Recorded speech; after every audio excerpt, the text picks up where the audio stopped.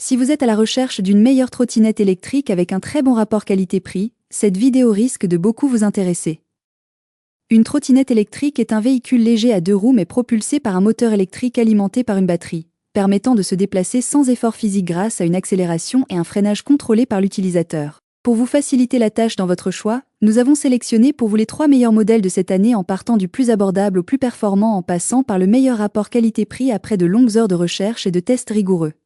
Notre comparaison s'est basée sur des critères de sélection essentiels tels que la puissance, le poids de chaque appareil, système de pliage, le système de freinage de chacun des modèles retenus, et enfin bien évidemment, le prix.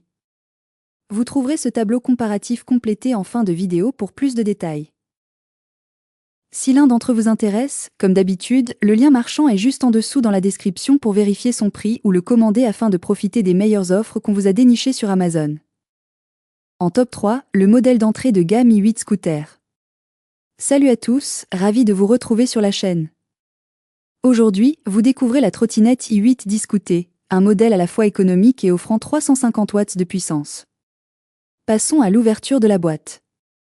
La trottinette est bien emballée et nécessite seulement de fixer le guidon à l'aide de 4 vis. Tous les outils nécessaires, comme une clé, un tournevis, un chargeur et un manuel, sont fournis, en plus de notre magnifique i8. Elle se plie librement et se verrouille en quelques gestes. Petit tour d'horizon, elle est dotée d'une cloche, d'un bouton d'allumage et affiche une charge de 4 bars sur 5. En appuyant sur le bouton, vous allumez la lumière LED avant, que vous pouvez également éteindre de la même manière. À droite, vous trouvez l'accélérateur, les poignées et le levier de frein, avec des freins à tambour à l'arrière et un frein électronique à l'avant. Les roues pneumatiques de 8 pouces et demi garantissent un bon confort de conduite. Cette trottinette offre une autonomie d'environ 12 000, soit 20 km. Elle propose 3 modes de vitesse, éco à 15 km/h, D à 25 km/h, et un mode piéton à 6 km/h.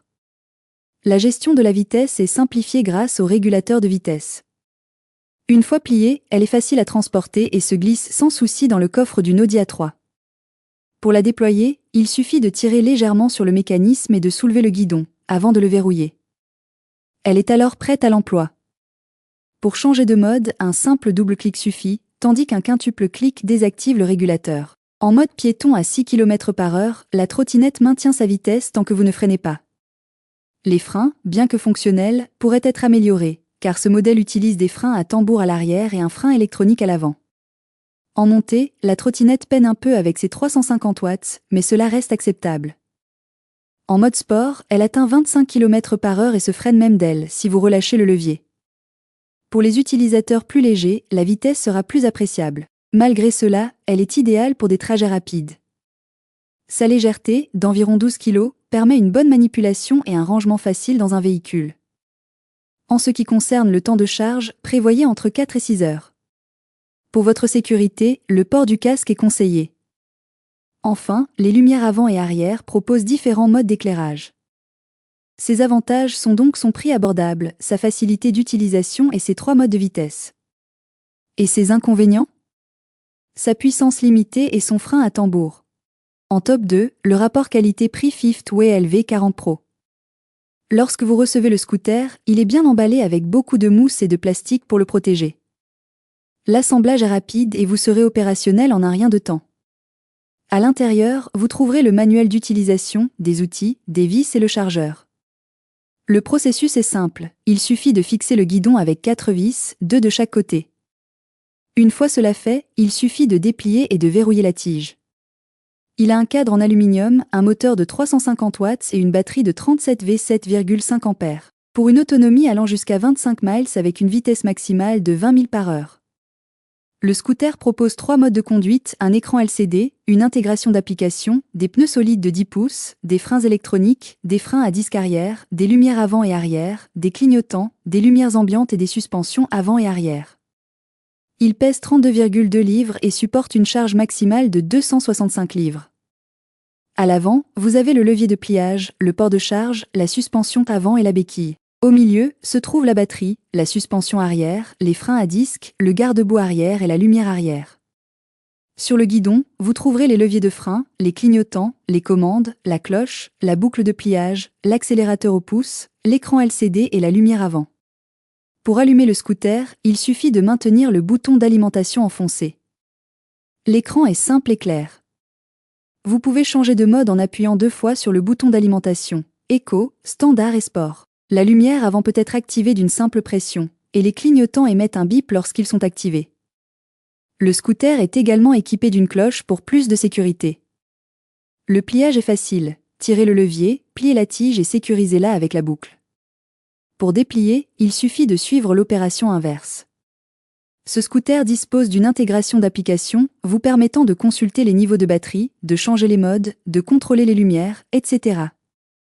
L'assemblage est rapide et facile, le scooter est léger et se transporte facilement. La plateforme est confortable avec un bon espace pour les pieds. Les poignées sont à une bonne hauteur et la direction est stable. Le moteur de 350 watts est adéquat, même s'il perd un peu de vitesse en montée. Les surfaces rugueuses peuvent être un peu difficiles, mais les suspensions offrent bien. Ses avantages sont donc son assemblage facile, sa vitesse maximale de 20 miles par heure et ses suspensions avant et arrière. Et ses inconvénients? Sensible au pilotage. En top 1, le modèle de gamme, le scooter électrique Xiaomi Scooter 5 Pro. Le Xiaomi 5 Pro est propulsé par un moteur de 1000 watts, parfait pour les trajets urbains. Il atteint une vitesse maximale de 25 km/h en quelques secondes et gère des pentes allant jusqu'à 22% sans problème. L'accélération et la performance soutenue de ce moteur sont vraiment impressionnantes. Xiaomi annonce une autonomie d'environ 60 km, mais dans des conditions réelles, nous avons constaté plutôt entre 28 et 35 km en mode sportif. En mode dynamique, vous pouvez dépasser 40 km. La tension de la batterie a été augmentée à 48 volts, ce qui améliore la réactivité du moteur, mais la recharge prend environ 8 à 9 heures, ce qui est un peu long. Le scooter arrive presque entièrement préassemblé, ce qui facilite la mise en route. Il suffit de retirer quelques protections et de fixer le guidon. N'oubliez pas d'activer le scooter via l'application, sinon il se limitera à 5 km/h. La construction en aluminium est solide et offre une large plateforme, avec des suspensions avant et arrière pour améliorer le confort de conduite. Cependant, le poids du scooter, qui est plus élevé à cause de ces nouvelles suspensions, peut être un inconvénient. Le moteur étant maintenant à l'arrière, cela impacte la répartition du poids et rend le transport moins agréable.